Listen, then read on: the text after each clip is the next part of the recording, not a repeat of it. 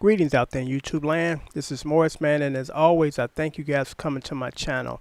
And I'm going to do a brief video per a comment because, again, this channel is about helping you guys, get established as far as being a guitar player.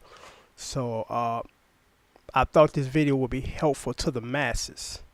And the video, should I say, the video is probably going to be entitled Strumming Techniques, something to that effect.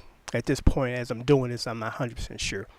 But the comment reads this: "Hey man, I'm struggling with the strumming pattern. Could you stick it in the description somewhere or something? Great video. Thank you."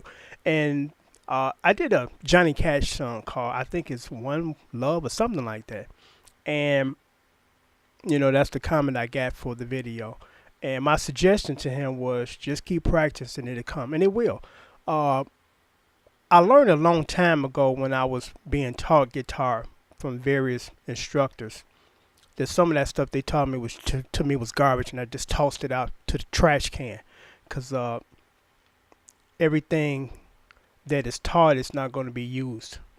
And I found that earlier in my playing career that a lot of the stuff that I was taught by the traditional teachers, and I'm not knocking the traditional teachers because they basically are teaching what they were taught, and that's all they're doing is regurgitating it. And some of it is useful, and some of it is just absolutely a waste of your time. And I remember that down, up, down, up, down, up. And I said, I'm not a robot. I'm throwing this out and just letting my natural rhythm kick in to play these songs. And that's what I had done from that point on. When I play a song, I don't think about rhythm pattern. I feel it. It's still up, down, up, down, up, down, down, down, down, up, down, up. A good example, Yearning for Your Love. Because most patterns are strumming down and then occasionally strumming up, or down, up, down, up. And Yearning for Your Love is a song I love, but I hate to play it because it's rough on the fingers. And the particular riff in that song, I'm playing it to the letter because it took me years to kind of figure it out. And the guitar player for the Gap Band is just an extraordinary guy. His stuff was totally different, and that particular pattern it's up. It's just straight up picks, and after a while you start to feel the rhythm, and that's the best way to go. Just keep practicing, it will come.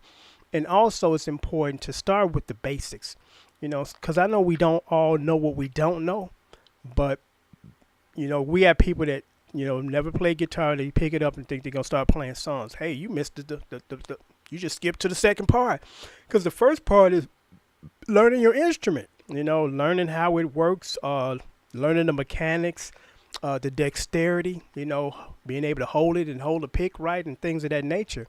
All that stuff has to come first, and it could take years to master that, but people that take it upon themselves to try to do a self-taught thing, they don't know that. So it's like, I really don't believe in that self-taught thing. Hook up with somebody that can play and hang out with them, and they'll teach you stuff that's the proper technique.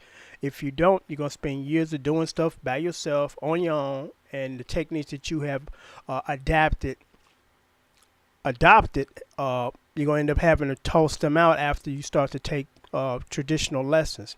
So you don't want to start a habit that becomes locked into what you are or who you are, and it's hard to undo it, because I give you a good example of that. I've said before in many of my videos, I've been playing piano just as long as I'm playing guitar. I play guitar on a professional level. I don't play keyboards on a professional level, and that's because I took it upon myself to try to teach myself.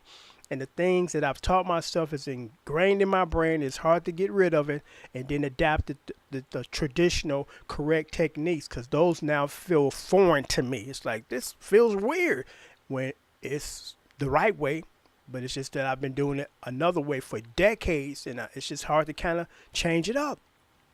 So I really strongly recommend that anybody that wants to play the guitar, find somebody that can play.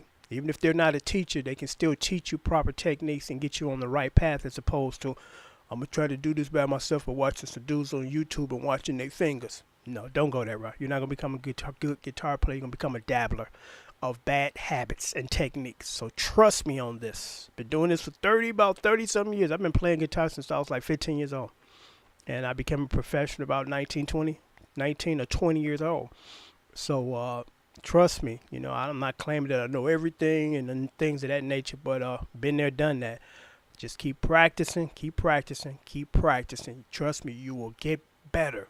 You know, I can't recommend anything more than just practice. Practice your strum. Start to develop your feel, because what has to happen first is you start to be able to develop your ear where you can hear stuff. You know, once you kind of hear stuff, you're on the path of getting to where you're trying to go. Because if your ear is dead, because there are a lot of ways to learn. Because I give you a good example. I know some guys. They started off traditional teachings, learning theory, and they got good at learning theory. They look at sheet music and they can play it. But what happens in that instance, because I got lucky, I worked backwards and then I went back, because what I did was I first started to pick up stuff by ear, because that's the only thing I could rely on was my ear. You know, I couldn't read at that point, so I'm like, I got to rely on my ear. So I relied on my ear, start to develop my feel and my rhythm, and then I went back and learned theory as far as reading sheet music and knowing things that I supposed needed to know. But the traditional way is they teach you the traditional way, and your ear doesn't get a chance to develop because it doesn't have to. It doesn't have to rely on listening. It just, if you look at the notes, you can play it. You can find them on your instrument. But when people do that, some of them, they never develop their ear. And you got to develop your ear, because you got to start to develop feel, because a lot of times I work with and without sheet music. I can do both. People that have been traditionally trained or taught, they rely on sheet music, and they don't know how to. If you take that sheet music away, they lost. It's like, oh, I can't find it here, you know. But you stick that sheet music in front of them, okay, here, okay, C major 7, G flat 5, you know, all that kind of stuff. And that's cool and impressive. But the best, I guess, scenario would be you're good at both. You can read and do the technical, musical stuff, aspects, and then you can rely on your ear when you don't have those other things in front of you. So again, I'm going to close this video off, but the point I want to make here is just keep practicing. You know, it will eventually come, because trust me, I've been there, you know, stumbling, can't find the rhythm, can't figure out the chord, you know, but after a while you keep playing, and hanging around guys that do what you want to do. And that's a really key point. You're going to get there. So on that note, I'm going to sign off, and I hope that this was helpful to you. Until next time, take care. Thanks for watching.